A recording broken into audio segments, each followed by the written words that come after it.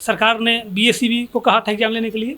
BSEB ने बेल्ट्रॉन को tender दिया था और बेल्ट्रॉन ने टीसीएस को टेंडर दे दिया था। 5 बार टेंडर दिया गया। किस प्रकार से धांधली की गई है ये मुझे नहीं पता है। पैसा लिया गया, जमीन लिया गया, कि क्या लिया गया, कि फ्री में दे दिया गया, कि अपने घर वालों को दे दिया गया, ये तो बिना तथ्य के हम कह नहीं सकते। लेकिन अनियमितता जरूर हुई है। बिहार में कोई भी वैकेंसी जो है पंचवर्षीय योजना, अगर आप लकी हैं तो पंचवर्षीय, नहीं तो दशक देख लेता है। आपको पता है 2011 में जो लोग पास हुए थे टीईटी एसटीईटी, वो आज तक उसमें से कुछ लोग रोड पे भटक रहे हैं। जाइएगा सवाल करने तो आप ही से कहेंगे कि आप डिसीजन दिलवा दीजिए ना, हम तो 1 सप्ताह में कर देंगे, 15 दिन में कर देंगे। योजना देने का विद्यालय मशीन हो गया है। हम लोग तो छात्रवृत्ति, पोशाक, अंडा, खाना, इसके लिए स्कूल है। नीतीश जी अपना आंख दिखाने दिल्ली गए हैं, यहाँ कहाँ कोई सॉफ्टवेयर और यहाँ कहाँ कोई हॉस्पिटल है। बिहार में शिक्षकों पर बात करना इतना जरूरी है कि हम बाढ़ में आए हुए हैं अश्विनी जी से बात करने के लिए। बाढ़ कवर करने के साथ साथ शिक्षकों पर बात करना इसीलिए जरूरी है क्योंकि यही बाढ़ अगर आप विकराल रूप ले लेता है तो यही शिक्षक, आप इनको नियोजित शिक्षक कह लीजिए, जाएंगे और कम्युनिटी किचन में अपना सेवा देंगे। यही शिक्षक जाएंगे और आपको कोई और अन्य काम करके देंगे। और इन शिक्षकों से पढ़ाने के अलावा सरकार हमारी सब काम करवा लेती है, लेकिन यही शिक्षक आज रोड पर भी हैं। एसटीईटी का रिजल्ट आता है और बकवास कर देते हैं आप लोग। 94,000 शिक्षक का बहाली का काउंसलिंग का डेट तो आ गया है, लेकिन पता नहीं कैसे कब कैसे होगा।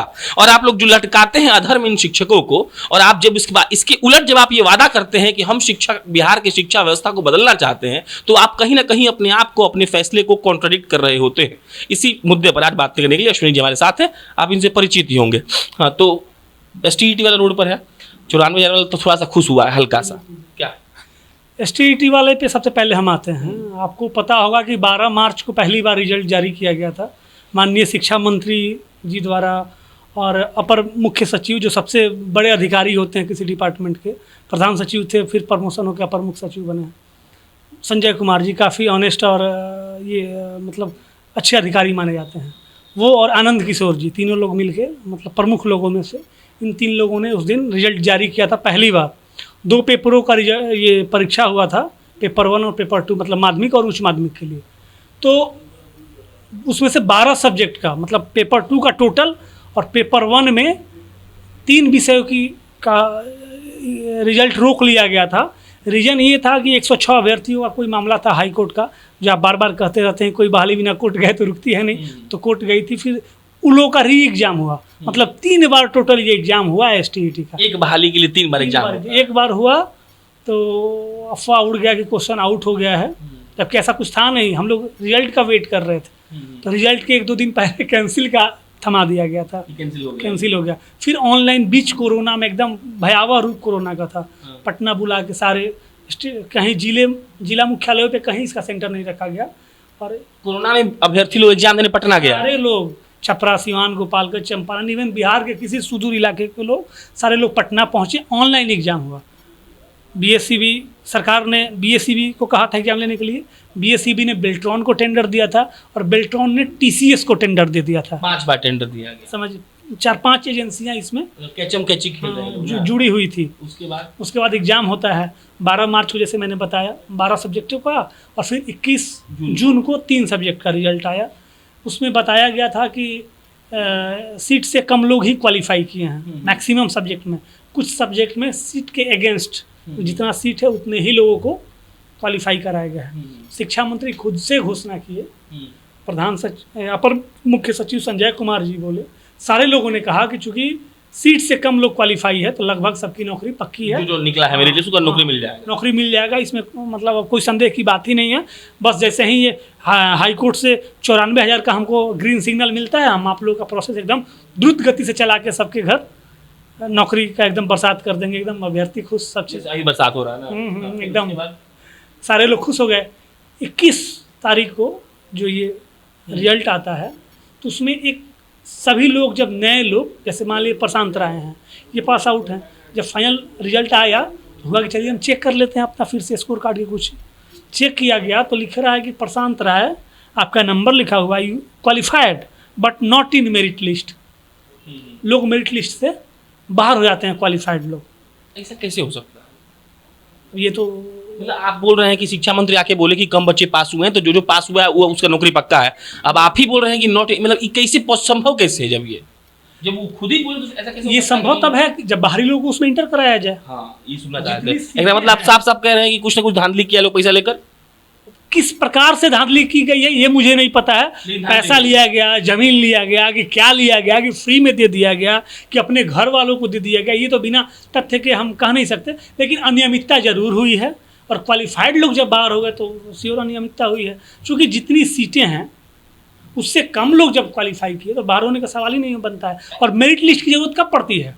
जब आपको 100 लोगों को चुनना हो और 5000 की भीड़ आ जाती है तब ना।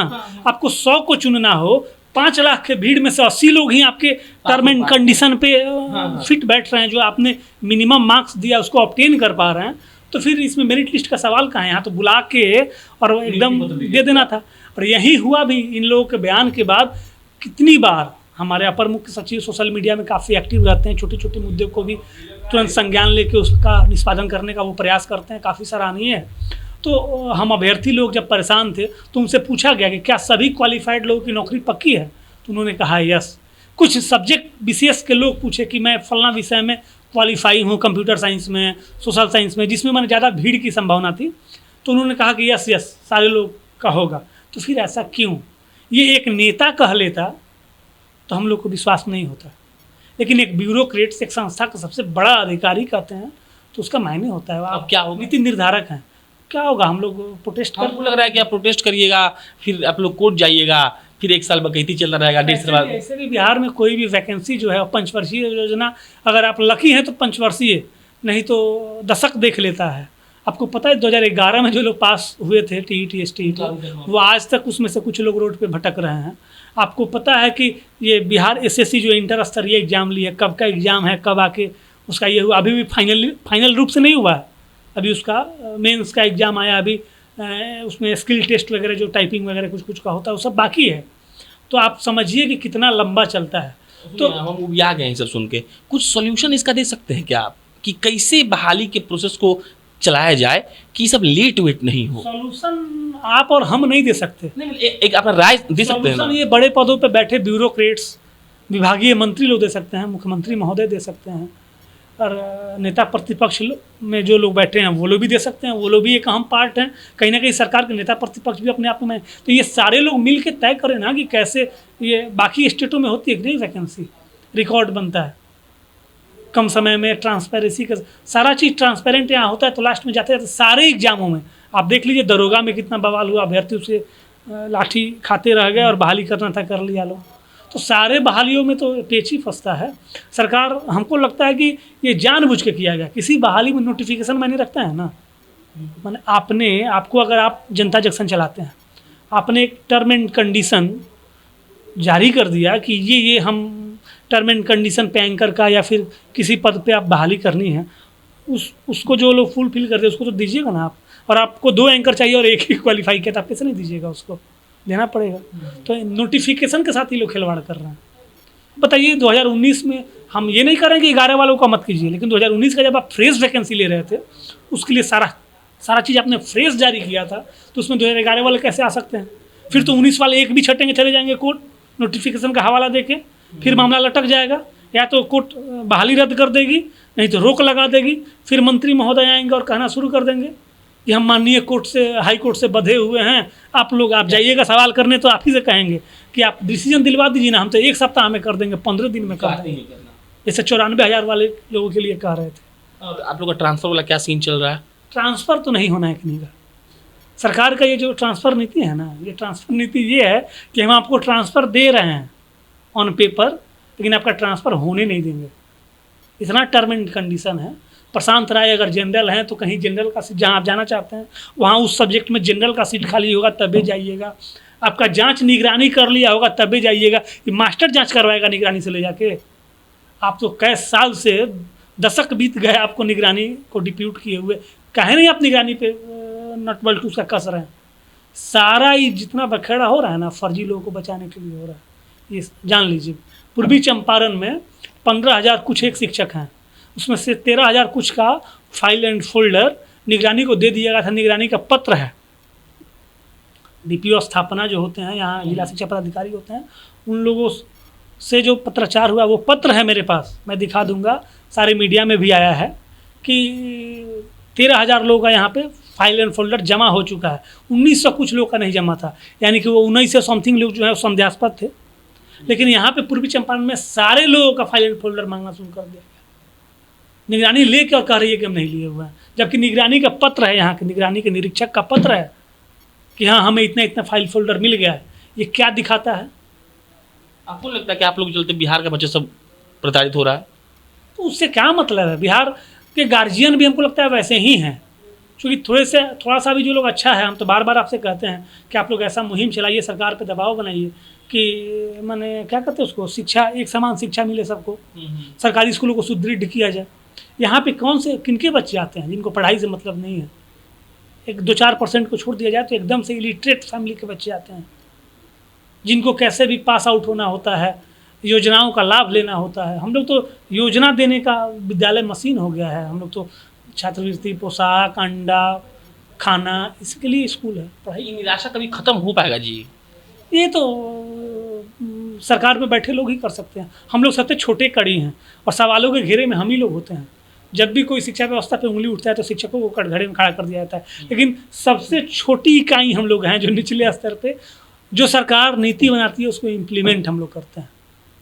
हम लोग क्या कर सकते हैं? इम्प्लीमेंट कैसा हो पाएगा, कैसे हो रहा है, और इस सब झमेलों के चलते बिहार का शिक्षा व्यवस्था कितना, मतलब बच्चे कितना प्रताड़ित हो रहे हैं, उनको शिक्षा मिल पा रहा है कि नहीं? अब जब शिक्षक ही बढ़िया नहीं रहेगा तो पढ़ाया कैसे? जो बढ़िया शिक्षक है, जो एग्जाम देके पास हुआ है, उसका बहाली आप 5 साल में कर रहे हैं। कितना पद खाली होगा जी? लगभग लाखों में, 2-2.5-3 लाख पद है। बिहार में सबसे ज़्यादा पद खाली है ना पूरे देश में। एक डेटा हम पढ़े थे, ये 94,000 शिक्षक वाला सब निकाल के लाया था कि ऐसा 3900 स्कूल है जहाँ मात्र 2 शिक्षक हैं, ऐसा 8800 स्कूल है जहाँ मात्र 3 शिक्षक। तो वो स्कूल में चलता कैसे होगा जी? पेपर में नाम लिखा गया है, चल रहा है। हाँ, चल रहा है। जैसे बहुत सारे स्कूलों का दूसरे स्कूल में ये मर्जर कर दिया गया है। इतनी छोटी स्कूलें हैं। नवसर्जित विद्यालय जो खुला था, जहाँ शिक्षा का ये नहीं था, तो वहाँ पे सरकार अलग से ये करके एक स्कूल खोला, नया सरकारी स्कूल खोला, नवसर्जित प्राथमिक विद्यालय, कि लोगों को शिक्षा मिल सके। तो उन सबको ना बिल्डिंग हुआ ना शिक्षक हुए, इसलिए उसको क्या किया गया कि मर्जर कर दिया गया बगल की स्कूलों में। हाँ, मिल के नहीं चलाई, एक ही में हो गया, मर्ज हो गया। हाँ, मर्ज हो गया। जैसे बैंक को मर्ज किया था, विद्यालय भी मर्ज होना शुरू हो गया। देखिए, ऐसा कभी नहीं हुआ है कि जब हम इनसे बात किए या किसी शिक्षक से बात की हो तो हम अपना एंडिंग अच्छे से कर पाए, क्योंकि हमारे मस्तिष्क में बस एक ही सवाल घूमते रहता है कि ठीक कैसे हो सकता है। बहुत हमको आसान सा इसका जवाब लगता है कि अगर अब क्वेश्चन कैसे लीक हो सकता है, आप सोचिए ना, क्वेश्चन पर लीक कर कौन करेगा? ये लोग थोड़ी जाकर कर दिया, और अगर ये लोग करने का हैसियत रखता भी है तो आपका कोई अधिकारी बकैती करा तो ये लोग लीक कर रहा है, तो आपको दुरुस्त करना पड़ेगा। एक चीज़ और, आप देखिए अभी जो रिजल्ट जारी हुआ, आपके चैनल पर भी मैंने देखा, सारे चैनलों पे चला कि साउथ की एक्ट्रेस पास कर गई है स्टेट। अब बताइए, फॉर्म भरते समय तो लाखों करोड़ों लोग भर सकते हैं, उसमें आप फिल्टर नहीं कर सकते, लेकिन रिजल्ट आप कुछ 1,000 में दे रहे हैं, तो आप रिजल्ट दे रहे हैं ना, खिला थोड़े कर रहे हैं। तो रिजल्ट तो कितने चरण में उसका फिल्ट्रेशन होना चाहिए। प्रशांत राय अगर सबसे अपर बॉडी हैं, सबसे नीचे अश्विनी पांडे, तो अश्विनी पांडे चेक करेंगे, फिर सोनू हनी चेक करेंगे, कितने लोगों के टेबल से वो गुजरता होगा, तब जाके ना फाइनल रिजल्ट निकलता होगा। ये सब लापरवाही है मेरे हिसाब से। मेल जेंडर में मेल लिखा हुआ, फोटो फीमेल का लगा हुआ, तो कुछ तो फिल्ट्रेशन। इतना टेक्नोलॉजी आगे बढ़ गया, इतना सॉफ्टवेयर आ गया, करोड़ों करोड़ का हमारे यहाँ सॉफ्टवेयर इनोवेशन होता है, क्या होता है, कौन कौन सेमिनार वेबिनार होता है, तो उसमें कहे नहीं कहता है कि कुछ ऐसा सॉफ्टवेयर दो कि सब झोल झाल से माने सरकारी एजेंसियाँ बच सकें और लफड़ा ना हो। नीतीश जी अपना आँख दिखाने दिल्ली गए हैं, यहाँ कहाँ कोई सॉफ्टवेयर और यहाँ कहाँ कोई हॉस्पिटल है। बाकी शिक्षकों से बात कर कर सिर्फ यही लगता है कि काश ऐसा हो जाता कि ये लोग खुश होते, ये लोग बढ़िया से पढ़ा पाते। और हम शुरू से जब से नियोजित शिक्षकों पर एपिसोड शुरू किए हैं, ये कह रहे हैं कि ऐसे शिक्षक जो लायक हैं, जिनके पास ज्ञान है, उनको पढ़ाने नहीं दिया जा रहा है। वो लोग जो कहते हैं कि मास्टर लोग या फिर औरत लोग जो शिक्षक बन गए हैं, वो स्वेटर बिनता है, पान खाता है, वो दौर खत्म हो गया। अब आपको पता है ना, आपसे हमको लगता है 10 बार ये चर्चा हुआ होगा कि सरकार सारे शिक्षकों का फिर से बीपीएससी, यूपीएससी, जो भी सी उसको लगता है जो सबसे सुपीरियर हो, उससे एग्जाम ले ले, उसके बाद तय कर। हमारा जो टर्म एंड कंडीशन शिक्षकों के लिए जो पहले से बना हुआ है, उन्हीं को वो सारी सुविधाएं देना। हमारे बीच ही कंपटीशन शुरू हो जाएगा कि प्रशांत राय का हो गया, अश्विनी पांडे छूट गए, दिन रात हम पढ़ेंगे, अपना नॉलेज ये करेंगे। तो कहाँ करना है? यहाँ तो एक ही स्कूल में 4 कैटेगरी के शिक्षक होता है, आपस में भी हो जाता है। कि हेडमास्टर साहब जो हैं झोरा लेके दिन भर BRC CRC ऑफिस घूमते हैं, उठाते हैं 1 लाख रुपया। एक वही में है जो 40,000 उठाता है, तो झपा रहा है। तो हम लोग नयका है इतना परीक्षा पास करके आए, साल 1.5 साल हम लोग भी खूब क्रांति जोते थे, एकदम प्राइवेट स्कूल की तरह नाखून चेक करना, कॉलर का है टेढ़ा है तो एकदम ये, फिर सटकी छीन लिया गया हम लोगों से। आप भी पढ़ेंगे, हम भी पढ़ेंगे। हमको याद है कि संस्कृत में हम थोड़ा कमज़ोर थे। एक हमारे दुबे जी सर थे, इतना मारते थे कि एक ही रात में हमको संस्कृत का जितना सहतौते बालको सब याद हो गया, आज तक नहीं भुलाए हम। तो इतना ना प्रयोग किया जाता है, खासकर हमारे बिहार में इतना प्रयोग किया जाता है कि क्या कहा जाए। यही है, हम लोग जो मम्मी पापा से जितना नहीं डरते थे, अपने शिक्षकों से डरते थे। कहता था लोग कि फलना सर को बुला देंगे, तो आदमी फटाफट खा लेता था। आज स्थिति है कि सर 2 थप्पड़ मार दे तो ऐसा माहौल बन जाएगा कि उसका बाप बच्चा कहा जाएगा आपसे झगड़ा करने के, मेरे बच्चे को मारेगा है। तो ये स्थिति है। गुरु शिक्षक का मतलब पहले गुरु होता था, अब मास्टर साहब बना के छोड़ दिया गया है। चलते हुए कोई पूछ देता है, का मास्टर साहब का हाल बा। संस्कृत वाला हमको भी याद आ गया, ऐसा तीत अंति सीत था आमी आवा हम ही पढ़े थे। बाकी ठीक है, शिक्षकों के लिए कुछ ही सीखे होइएगा। संस्कृत तो बिना के ही सीखना पड़ता है। बाकी ठीक है, शिक्षकों का अगर कुछ बेहतर हो सके तो बढ़िया होगा। केसरिया आए हैं तो सोचे इनसे मिल लेते हैं, बाकी बाढ़ भी कवर कर रहे हैं, आपको दिखाते रहेंगे। मेरा नाम प्रशांत राय है, कैमरे के पीछे सोनू हनी बैठे हुए हैं। बहुत बहुत धन्यवाद।